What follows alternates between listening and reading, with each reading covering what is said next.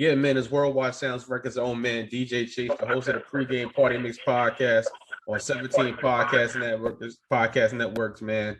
YouTube, DJ Chase TV. We got the one, the only, Dynasty Radio, Monday nights, 8 p.m. to 9 p.m., man. We got the one, the only Notes 82 in the building. What's going on, brother? What's going on, man? I'm chilling, man. Just sitting here, just doing a whole bunch of work, getting our songs on the radio, trying to do the radio promo and all of that. So that I go. Hey, man, you working. I know. Hey, they say I don't, but I do. Nah. Anybody that say you don't, those are the people that's not actually working. So yeah, I feel that's you. how I I look definitely. at it. Word. So, man, what's going on in Notes82? How you feeling today, bro? Man, I'm feeling healthy, man. I'm gonna say that. I've been using this word for a long time. I'm feeling healthy. Yeah. I'm feeling rejuvenated, man, and motivated again, man. So I'm actually good. I'm feeling real good, man.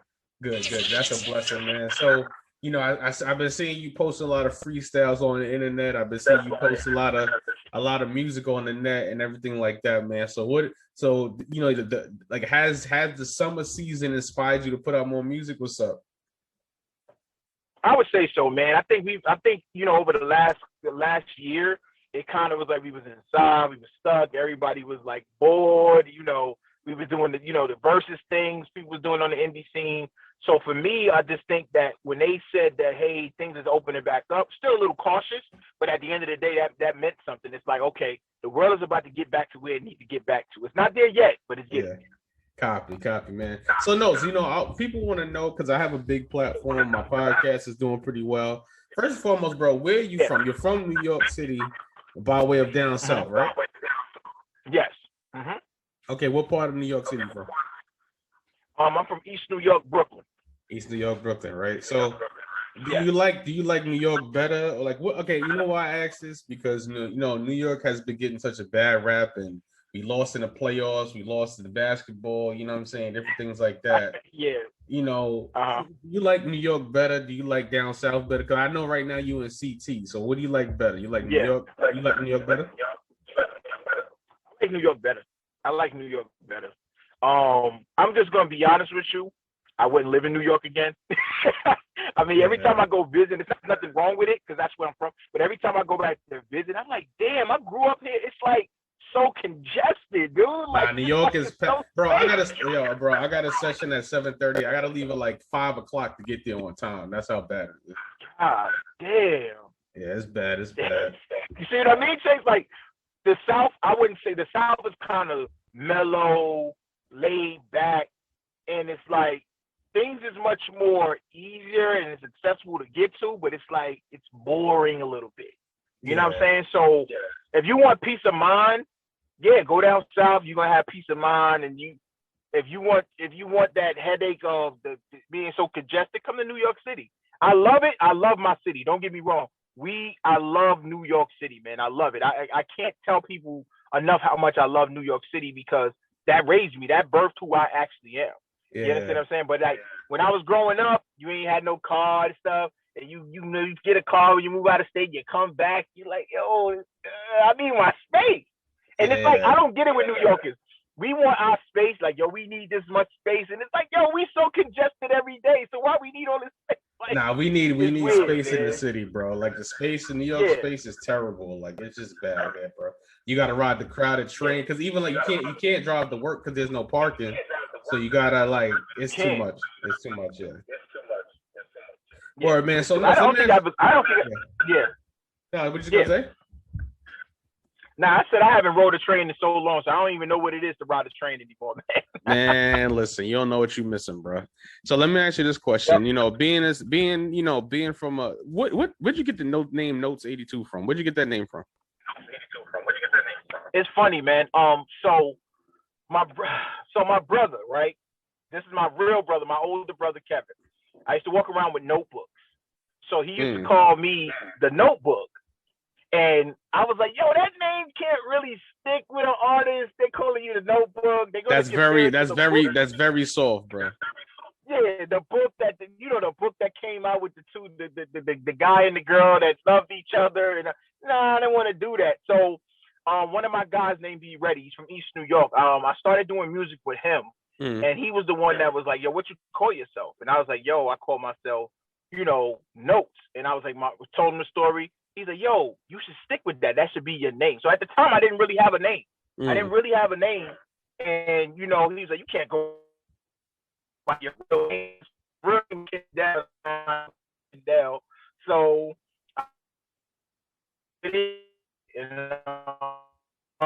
Notes essentially turned into Notes82 because of basically that's my birth year, but that's not the reason why I picked Notes82. I picked 82 because when I went down south, in my 8th year, I was doing music. So I came back to music in the 8th year. 2 years later, I moved back up north, and this is where I'm at right now talking to DJ Chase. There you go. So there you go. Appreciate it. Appreciate it, man. So you get 100,000 streams. Our record is doing well. You know what I'm saying? You got 2 records and 100,000, man. I've been following your interviews. Of course, we know each other, but I try to keep it still business, right? And I noticed that you kind of say that you fall in and out of love with hip hop, right?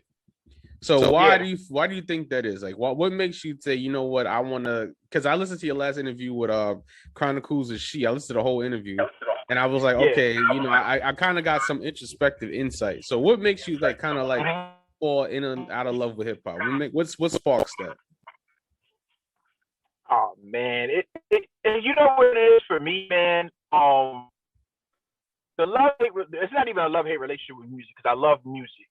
I fall in and out of it because at times I just think seeing music all over the place with certain artists and stuff like that, it just makes me feel like I fall out of love with it. You know what I'm saying? So that's where the falling out of love with it. Now, I could never stay to the point where I'm just like, oh, I don't really feel music, because like a day later, I'm just like, yeah, I'm ready to write something. Yeah. You know what I mean? So for me, I think it's more or less about I need something to inspire me on a daily basis. So that's where the falling out of love with music come, because in the 90s, you had some stuff that was corny, but you had more stuff that was like authentic, more stuff that was like good. And now you just have people doing music all over the world, which is cool. It's expanded, but you got a lot of stuff that I hear that I'm like, man, it's more stuff out that's bad than it is stuff that's out good. So that's where the love-hate relationship comes from, you know? And then I bounce back the next day, man.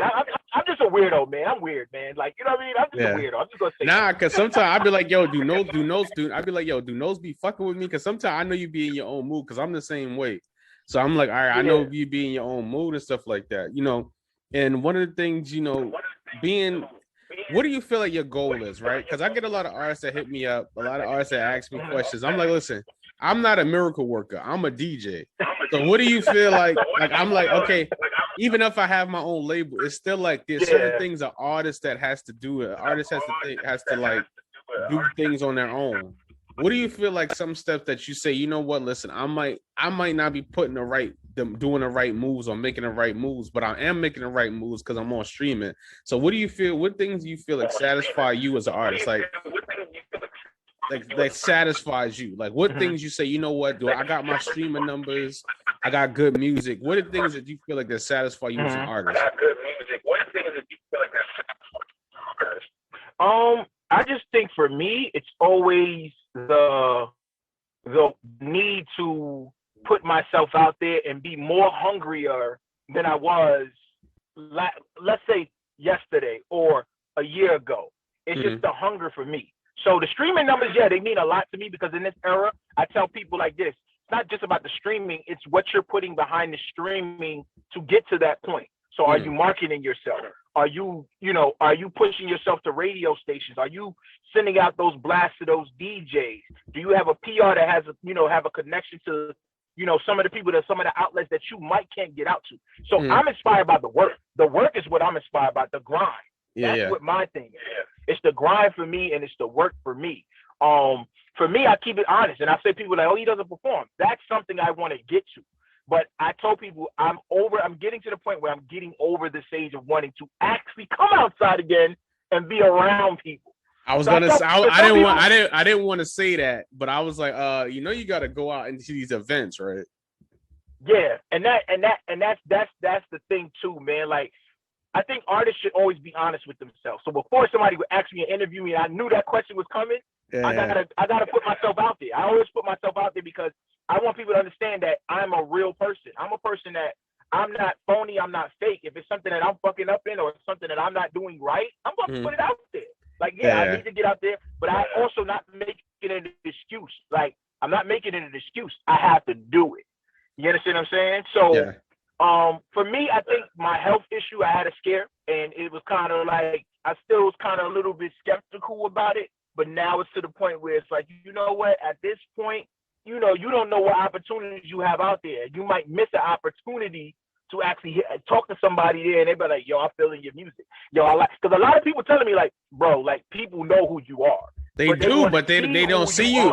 Listen, I was gonna call and curse you out because I had a pop-up shop on Saturday that you definitely should have been at. Yeah. In Harlem, you know what I'm saying? I got on Monday I'm doing something. I mean, everybody got life stuff going on, but at least try to make at least like 2 or 3 events a month. You know what I'm saying? That's the best way to do it. Like, as an artist, like at least 2 to 3 events a month. You know what I'm saying? Especially that, and even like with YouTube content. And all of that, you know what I'm saying? So, one of the things I want to ask you, and I know the answer to this question, but a lot of artists, they say, okay, they want to get signed right away, or they want to do this, or they want to do that. Because I know we did a single business and different things like that, and different, we got songs, coming out. I know that you want to start your own label eventually. You know what I'm saying? What are the things that you feel like, okay, that why do you want to start a label in the first place? Like, why? Just think for me, just the people that I have not around, like, wouldn't say physically around me, but people that I have around me that do music, they've always told me that, yo, you have a good ear for the music. And when they said that, I was like, man, I got a good ear for music for me. But then as I progress in this year, I've been buying, I buy beats all the way out, and I've been giving them to artists around the scene. And you artists know who you are. I love y'all. That's why I send y'all these beats that I buy. Yeah. And I feel like, for me, I have a good ear for the music, because they'll come back to me and be like, yo, bro, that beat you sent me, like, yo, we about to go in the studio, record this track. So I think for me, you know why I want to start it? Because when I was younger, I didn't have the opportunities because I didn't know the game. I didn't know the business. I didn't know the business behind the game. So for me, it was like I lost the opportunity. And now that I have an opportunity to do something with it, I'm still an artist. I'm still going to do what I got to do. I'm trying to apply that stuff. But I feel like for me, I know so many young artists that I can actually help and say, yo, I'm not going to screw you. I'm not going to fuck you. We're going to make this money on the back end, because as long as your business is right, we'll make this money on the back end of it. You know what I'm saying? So I want to give people that are actually hungry a chance to say, yo, we can get this money together. Because it's not going to come up and say, yo, Notes discovered me. Nah, we did this together. I'm going to come into them labels and be like, yo, we did this together. You feel what I'm saying? So, well, take it from me, bro. It's a lot of work and a lot of personalities, bro. Take it from me. Yeah. and look, I know to take it from you, but I also know as an artist, I know the mindset, and some of these artists are bougie. Yeah, they delusional. They know everything, bro. I'd be like, what the? I'm like, yo, and it's crazy because I'm literally looking at them like doing it wrong, and I'm like, this is not correct at all. I'm like, this is wrong, like completely wrong. And they will still tell me, oh, I know this. I know. I'm like, all right, go ahead. You know what I'm saying? I don't even waste my breath no more. Like, you know what I'm saying? But with that being said, man, and before we get out of here, I know, we're gonna do this again. This is just like, one of the starter pack joints. So with that being said, the new record, Best of Me, oh, let me make sure I said it right, because I'm looking right at it. Yes, Best Thing. Sorry, not Best of Me, Best Thing. Who's that featured on there with you? It's actually Dream Life's Beats. So it's one of their singers that they have over there. Okay. It is a dope. It's a dope record, man. Like, for me, when I heard it, I fell in love with it. Fell in love with it. And at first, I'm gonna be honest with you. At first, I didn't want it with the hook. I was gonna buy the beat without the hook. And then when I heard the hook, and I was like, this sounds like a girl song. I said, yo, what if I flip it and talk about hip hop? So that was my mindset when I heard the record. Because sometimes I gotta let a record sit with me for about. I write so much, so I gotta let a record sit with me for about 5 days. And after that 5th day, I kept listening over and over and over.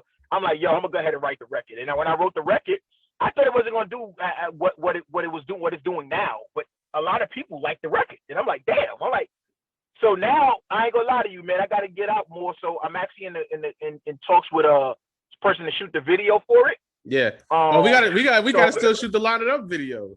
Hey, yo, I'm with it. We still gotta shoot that. Like, yo, I'm telling you, I'm with it. That line it up. Let's just talk about that. Line it up is at 19,000. Actually, 20. Like it's 20. 20. Oh, my bad. 20. I shorted myself. It's at 20. 20.